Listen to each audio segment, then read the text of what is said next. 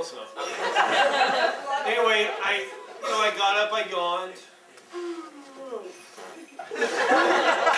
The birds were chirping.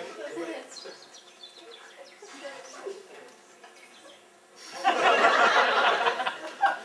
went to the bathroom, brushed my teeth.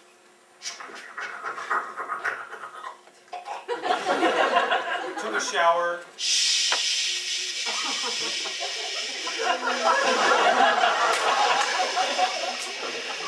I dried off.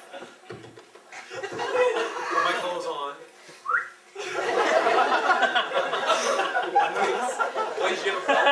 Yeah.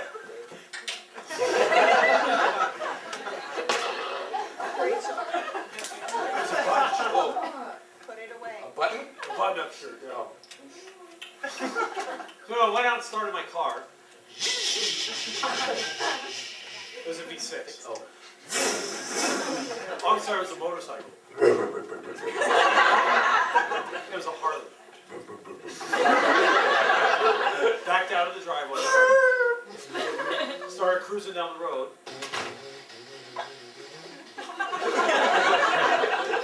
That's what goes on in my head.